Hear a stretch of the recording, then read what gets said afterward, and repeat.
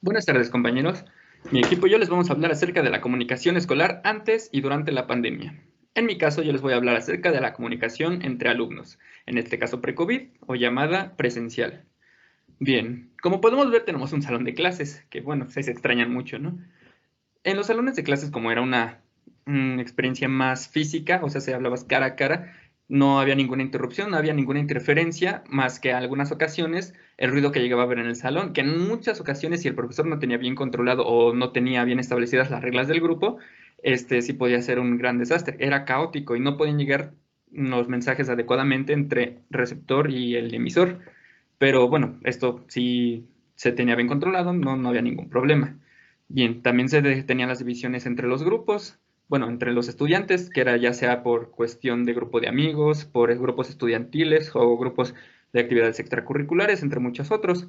Y pues también en muchas ocasiones se llegó a dar lo que desgraciadamente le tocó a muchos, que era el bullying, que en este caso era en una comunicación de imposición, bueno, una negociación por imposición de poder. O en otras ocasiones también se llegaba a dar lo que era la persuasión durante exámenes, que se intentaba obtener alguna ayuda de algunos otros compañeros. Y bien, en este caso podemos ver dos imágenes que expresan algunas de las dimensiones del lenguaje que se utilizan. En este caso, las verbales y no verbales.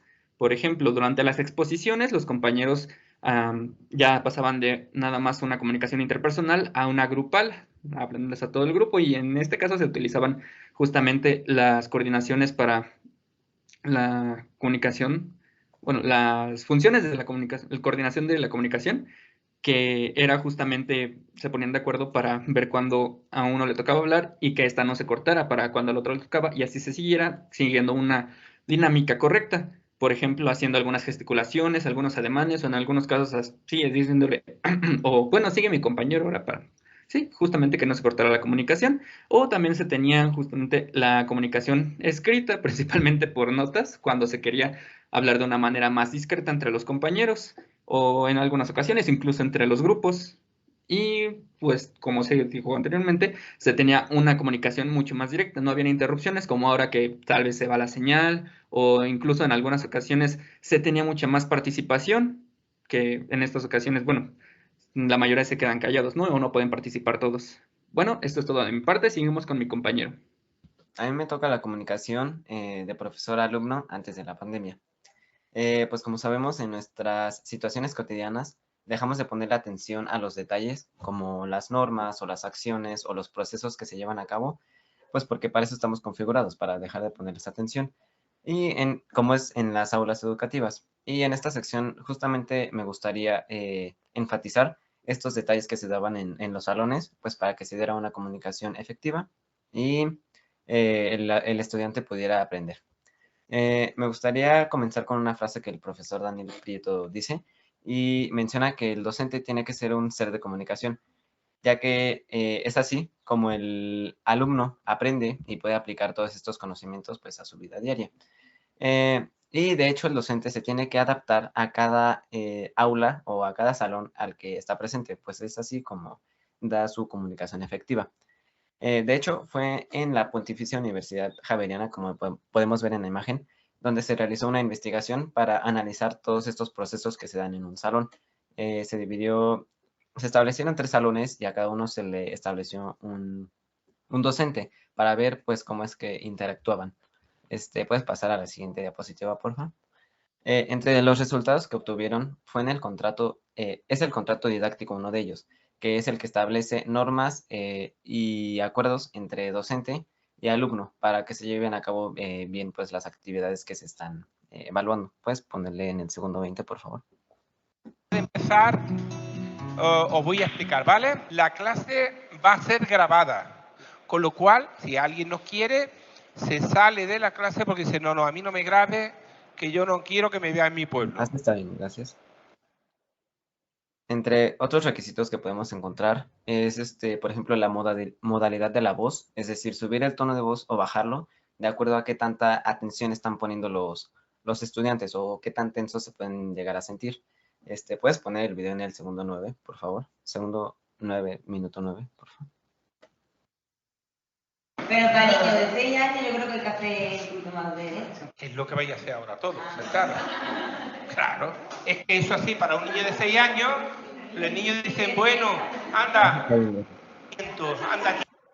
Y bueno, este es un ejemplo de cómo el profesor está buscando interactuar y poder conectar con los alumnos, pues para que la clase no sea aburrida y pues pueda transmitir bien su conocimiento.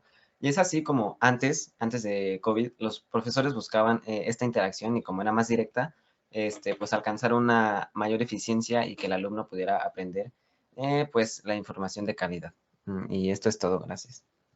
La interacción social entre alumnos durante la pandemia. Bueno, el cierre de las escuelas ha tenido un alto impacto en la educación. En México, más de 35 millones de estudiantes y 2 millones de profesores se vieron súbitamente privados del espacio escolar al espacio escolar educativo por excelencia, lo que los llevó a una búsqueda para dar continuidad a las actividades académicas.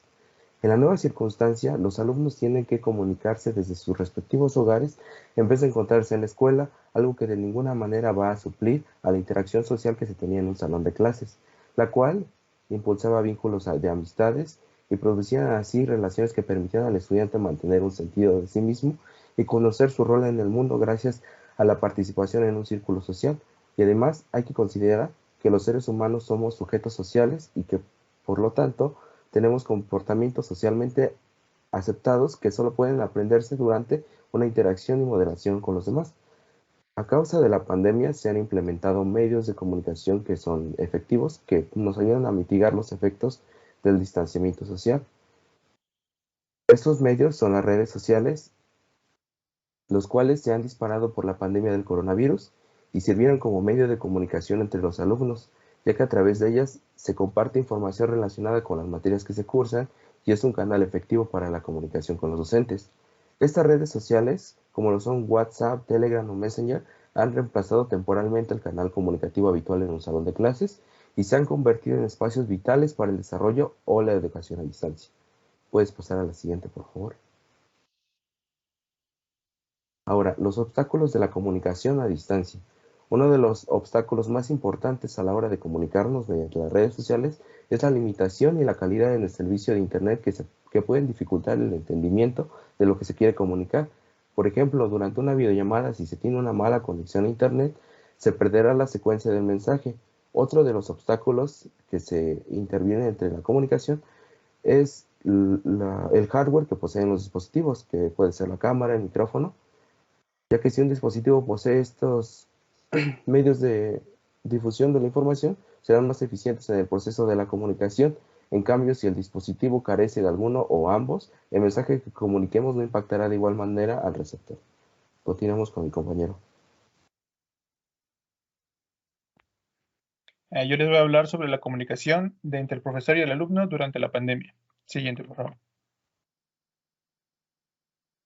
Dadas las circunstancias por la pandemia, podemos resaltar que todo ha ido cambiando, tanto en las actividades diarias como en la forma de dar clases.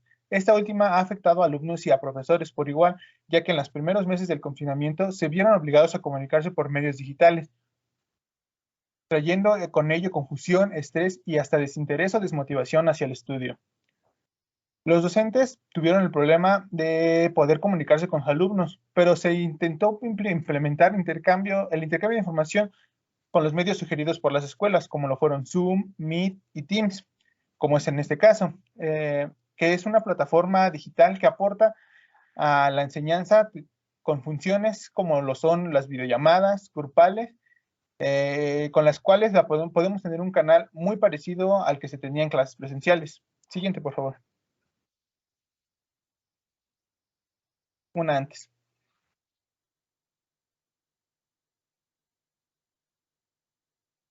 Siguiente. A pesar de, bueno, en algunos casos como en este que estamos viendo, la comunicación entre los alumnos y los docentes no siempre es la mejor. Como podemos ver, los pobres alumnos que cursan la materia de análisis de señales y de sistemas no tendrán la atención necesaria para tomar este curso de buena manera, ya que no habrá retroalimentación como lo hay en una videollamada o en un curso presencial. Una antes, por favor. A pesar de los obstáculos, los profesores y los alumnos se adaptaron para que este medio de comunicación sea tomado con mejor eficiencia. y no sea tedioso intercambiar mensajes. Por ejemplo, este profesor utilizó WhatsApp para aclarar dudas con sus alumnos y se muestra muy amigable usando stickers de su anime favorito, dando confianza y simpatía a sus alumnos. Esto sería todo de nuestra parte. Muchas gracias.